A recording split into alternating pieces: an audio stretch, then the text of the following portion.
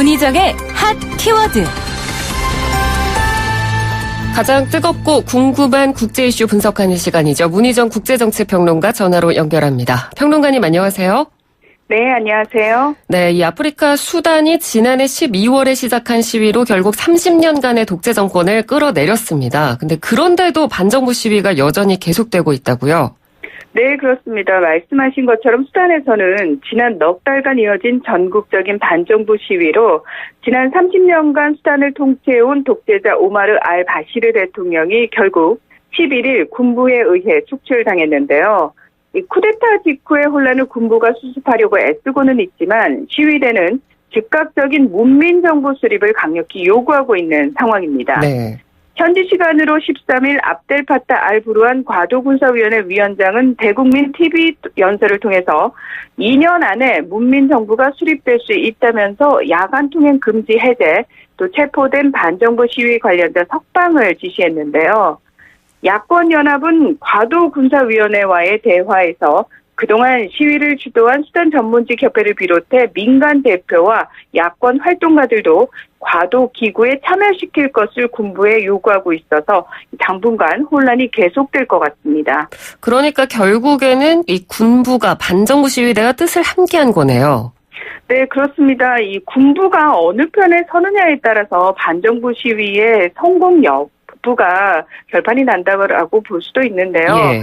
현지 인권 단체들에 따르면은 지난 3월 중순까지만 해도 이 시위대와 경찰, 군인들이 충돌하는 과정에서 최소 51명이 사망을 했는데요. 네. 이 수단의 야당과 시위대가 바시르 대통령의 퇴진을 강력하게 주장했지만 그때까지만 해도 군부는 여전히 정권의 편에 서 있는 상황이었습니다. 네. 그러다가 지난 6일부터 이 수단의 수도인 하르툼을 비롯한 주요 도시에서 수천 명이 참여하는 반정부 시위가 확산되고 시위대 일부가 국방부 건물 주변에서 텐트 농성을 하면서 군인들에게 동참을 촉구하게 되는데요.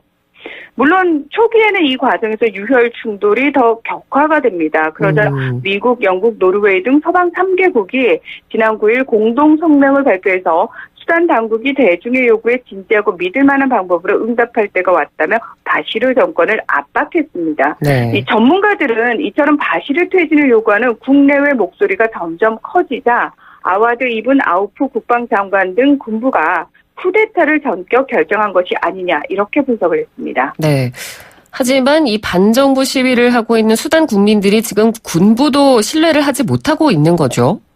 그렇습니다. AFP 통신에 따르면 압델파타 알부르한 과도군사위원장은 13일 방송 연설을 통해서 우린 바시르 정권의 경호원이 아니다. 그러면서 부패 척결과 정권 그리고 그 상징을 뿌리 뽑기 위해 법과 공약에 따라 국가기관의 구조조정에 나서겠다 이렇게 밝혔는데요. 예. 하지만 수단 국민들은 군부의 권력 장악은 동일 체제가 연장되는 것이라면서 완전한 문민정부의 수립을 요구하고 있는 겁니다. 사실 알바시르 대통령을 축출한 사람이 대통령의 측근인 아와드 이븐 아우프 국방장관이기 때문에 시민들의 반발이 상당했고요. 예. 과도군사위원회 위원장 취임 하루 만에 위원장을 알부르한 중장에게 넘기고 퇴진하는 혼선이 빚어지기도 했습니다. 이 의사, 변호사, 교사 등이 주축인 수단 전문직 협회는 바시르 대통령의 철권 통치 수단이었던 국가정보보안국의 재편과 바시르 정권에 부역한 군부 조직들의 해체 그리고 모든 부패 권력자들의 체포를 요구하고 있는데요. 이 시위에 참여하는 단체들의 연합인 자유와 변화를 위한 연합은 정권이 같은 얼굴들을 떠올리게 하는 군사 쿠데타를 했다며 우리는 쿠데타 성명의 모든 내용을 거부한다고 밝혔습니다. 네. 이 알자지라 방송은 수단 군부가 바시르 정권에 충성한 세력이 여전히 대부분인 탓에 시위대는 군부가 계속 권력을 쥐는 것을 경계한다고 분석하면서 군부가 약속한 과도기간 2년은 너무 길다고 말하는 시민의 인터뷰를 보도하기도 했습니다. 네, 그러면 이렇게 수단에서 반정부 시위가 시작된 근본적인 원인은 어디에 있습니까? 그러니까 가장 분명하게 보이는 명분은 그 지난해 12월 19일 수단 정부가 빵 가격을 1수단 파운드, 우리나라 돈으로 약 23원에서 3수단 파운드로 갑작스럽게 3배 인상한 것에서 촉발이 됐는데요. 네. 그러니까 그러니까 최악의 경제 위기를 몇 년 동안 계속 겪고 있는 가운데 주식인 빵 가격까지 기습적으로 올리자 서민들이 거리로 쏟아져 나온 겁니다. 사실 지난해 1월 경제 위기로 환율이 폭등하자 수단 정부는 외화 반출을 금지하기 위해 수입을 통제하기 시작했고요.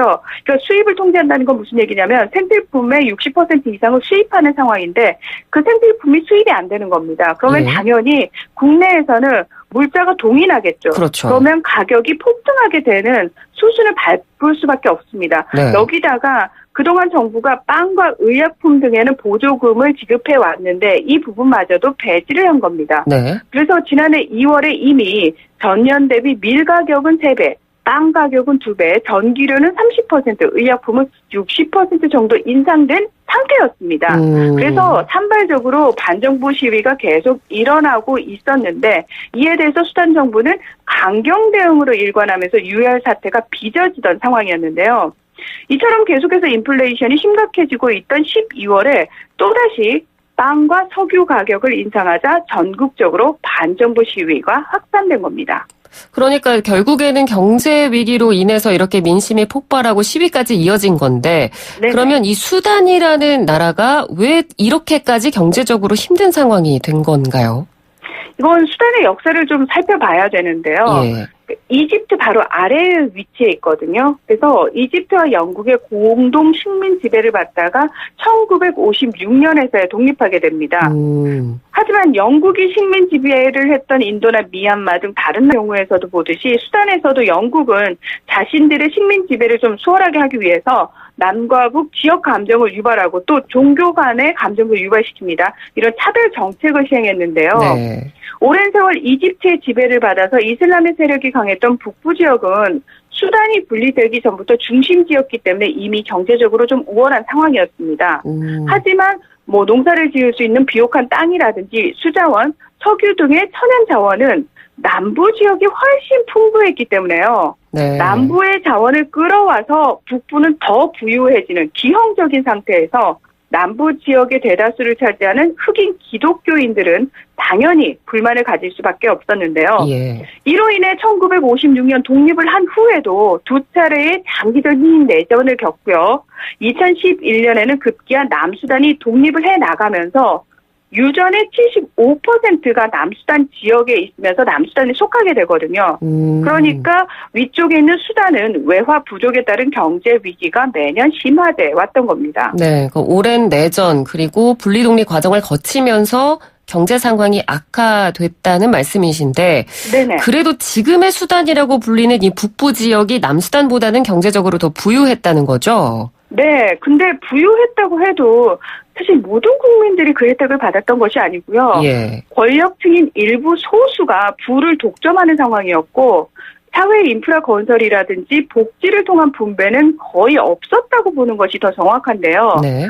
반정부 단체들이 정부의 부패와 경제관리에 대한 무능이 위기를 악화시켰다라고 비판하는 이유가 여기에 있습니다. 이 수단이 내전을 겪는 동안 잔혹한 이슬람 율법, 사리아 율법으로 통치를 하는 독재 정권이 이어졌고요. 그 과정에서 군부 쿠데타도 발생하는 등 정치 경제적으로 전혀 안정될 수 없는 분위기였는데요. 게다가 이번에 축출당한 오마르 알 바시르 대통령 역시 1989년에 군부를 등에 업고 집권하면서 노동조합과 정당, 기타 비종교 조직들을 모두 폐지시키고 투석형과 손절단형 등의 사리아법을 강화시키면서 악랄한 독재 정치를 해왔습니다. 네. 여기다가 반미 국가였던 탓에 1997년부터 2017년 10월까지 미국이 경제 제재를 했고요. 그리고 1993년부터는 테러 지원국으로 지정해서 무역 투자라든지 금융 거래가 제한되게 됩니다. 당연히 물가와 환율이 폭등하는 등 어려움이 가중될 수밖에 없었던 상황입니다. 네. 그럼 이번에 그 축출된 오마르 알 바시르 대통령 어떤 인물입니까? 군인 출신의 독재자인데요.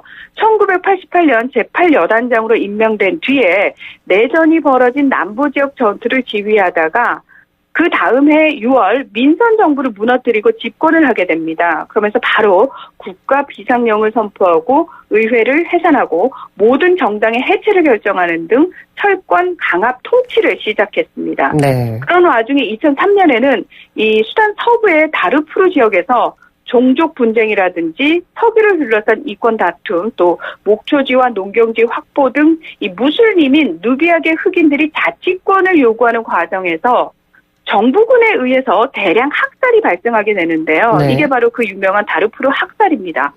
무자비한 강간과 인권 유린, 무차별적인 인종 청소들의 잔혹한 범죄 때문에 30만 명의 사람들이 사망하고 25만 명이 난민이 되게 되는데요. 예. 국제형사재판소는 이 다르푸르 학살과 관련해서 2009년과 2010년 전쟁 범죄 등의 혐의로 바시르 대통령에 대한 체포영장을 발부한 바 있습니다. 하지만 그동안 그 영장을 계속해서 거부해 오다가 군부에 의해서 지금은 축출당해서 구금당해 있는 상황인데요.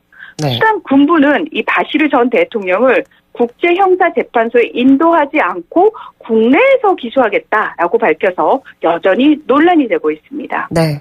자, 오늘은 수단에서 계속 벌어지고 있는 반정부 시위에 대해서 정리해봤습니다. 말씀 잘 들었습니다. 고맙습니다. 네, 고맙습니다. 네, 지금까지 문희정 국제정치평론가였습니다.